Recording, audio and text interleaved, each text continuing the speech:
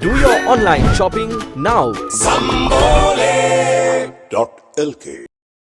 Fitch Ratings has issued a latest report with regard to Sri Lanka where they speak about the situation the banks are going to face in the country. Now, Fitch Ratings says large Sri Lankan banks most exposed to sovereign risk. Now, what does this mean? We know that the government of Sri Lanka took steps to take dollar loans, and this has exposed the banking system of our country to these loans as they have obtained these dollar denominated or foreign currency denominated loans from the market. Now, Fitch Ratings has highlighted the fact that in some cases, due to the fact that there is a weaker capital and to the main fact that these banks, domestic banks, have significant direct exposure to sovereign largely via government security holdings, this has created a problem. Now, Fitch Ratings has also highlighted another point, and that point is about the debt servicing of the country. They say by the year 2026, the government of Sri Lanka will have to focus on paying 29 billion US dollars as debt servicing or debt repayments for this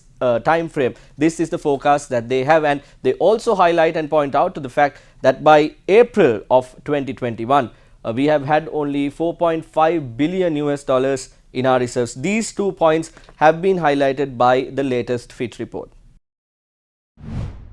Fitch ආයතනය කියනවා එන අවුරුදු 2026 වෙනකන් අවුරුදු 4ට dollar. The Fitch rating agency has said that Sri Lanka has to pay back 29 billion US dollars during the next 4 years until 2026. The government has to pay back 4 to 4.5 billion US dollars every year. By day before yesterday, Sri Lanka only had about 3.5 billion dollars in funds that can be used. Out of this, if a certain amount is used to pay for development bonds, and then there are maturing sovereign bonds valued at about 1 billion. No matter how much they restrict imports or go borrow 2 to 300 million US dollars, we cannot solve this issue. They must understand this. By doing this, the international community and investors will understand that we are trying to do something that cannot be done. So their faith in Sri Lanka will be lost. Then there is Sri Lanka's money printing policy. The value of the rupee is on the one hand depreciating against the dollar and on the other hand depreciating against the price of goods. This is inflation. If they continue like this, the community will become uncontrollable.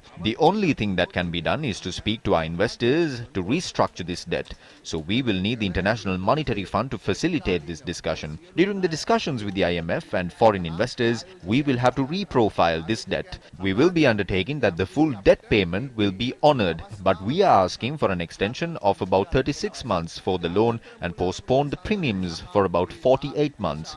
We will have to request this effect. If we do that successfully, then we can save about 5 billion each year. We will be able to do this restructuring. There is no way out for us to come out of this crisis unless we restructure our debt. මේ තියෙන මහ විශාල අර්බුදයෙන් ගොඩ එන්න නම් අපිට වෙන කිසිම විකල්පයක් නැහැ ණය ප්‍රතිව්‍යුහගත කරන්නේ නැතුව.